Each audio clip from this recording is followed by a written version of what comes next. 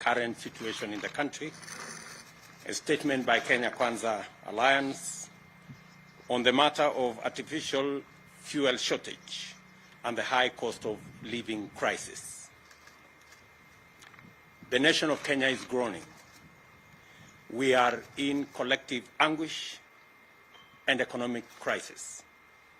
The devastating effects of this current economic crisis is now manifest in the artificial fuel shortage and skyrocketing prices of basic food items. Millions of Kenyans are witnessing in bewildered agony as fuel pumps run dry and queues grow longer due to this artificial shortage, which has already disrupted the entire transport sector. Kenyans are now forced to dig deeper into their pockets for bus fare, and border operators are being driven out of business. The skyrocketing prices of food items have pushed the cost of living beyond the reach of millions of Kenyans. Many farmers have failed to plant because the price of fertilizer has moved from 3,000 last year to a high of 7,000 per 50 kilogram bag, a price that is well beyond the reach of most farmers during this planting season. It thus therefore means that this year's harvest will be dismal, further compounding the problem of food security in our country. Cooking gas that was retailing at 2,300 in February, just 2 months ago, is now sold at Kenya shillings 3,350. The price of 10 liters of cooking oil, which was retailing at 1,450, now is selling at 3,100. And as already stated, fuel shot up from Kenya shillings 135 per liter of petrol to between 150 shillings and 205 in some parts of our country. Hospitals that rely on fuel to maintain life support equipment are equally in a crisis. The government of Kenya knows that millions of households cannot cope with these prices. The largest casualties, naturally, of this crisis is the vulnerable in our society.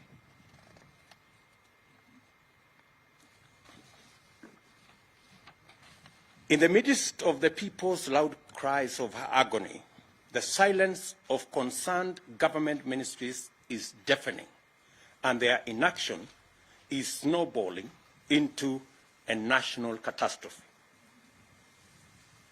Kenyans are calling on the National Treasury and the Ministries of Energy, Petroleum and Agriculture to address, among other issues, the following.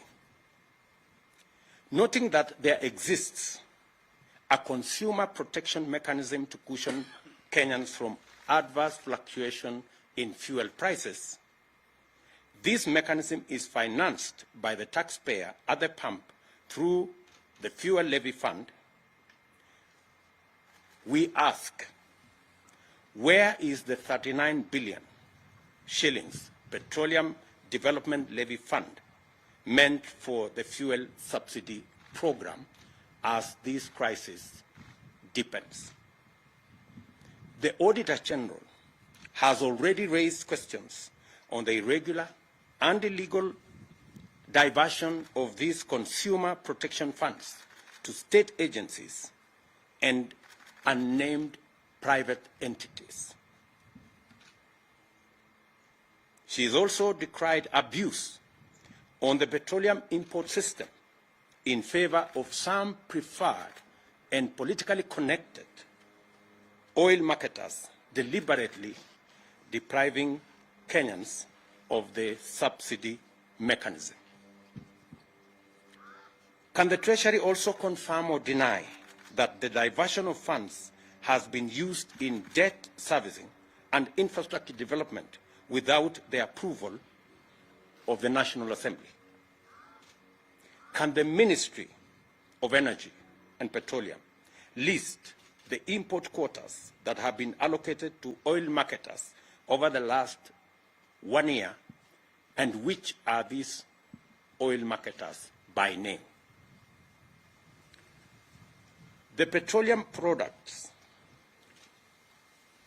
that is Tax and Levies Amendment Bill of 2021, whose passage has been frustrated in Parliament, should be processed, and all the roadblocks and back and forth between the different departments of government be removed, so that this bill can be passed as a matter of national emergency.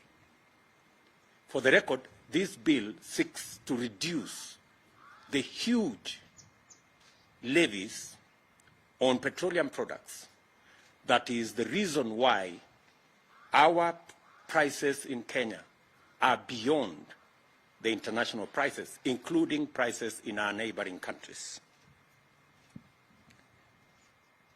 Why, we dare ask, hasn't there been any subsidy allocation in the budget in the last 3 years, including in last week's supplementary estimates, where our Kenya Kwanza MPs tried to provide for allocation for the subsidy program on fertilizer, but it was frustrated. Only for the Ministry of Agriculture to engage in the current PR stunts late in the day to pretend to provide subsidized fertilizer. We understand that the ministry is all over the place trying to launch some subsidized fertilizer program. This is not only ridiculous, but absurd. How do you, for example, make a farmer who requires 1,000 bags of fertilizer to queue for 5-6 hours, only for him to be or her to be told that you can only get 10 bags in a very widely publicized launch? I mean, if you're going to give 10 bags of fertilizer, please avoid the unnecessary launch. The high fuel prices are unprecedented and are not due to ordinary market responses to global crude oil price dynamics. Our problem is cruder and more local. This is the result of collusion between monopolistic cartels and economic saboteurs on one hand, and oblivious, reckless, insensitive, and incompetent public officials on the other. In 30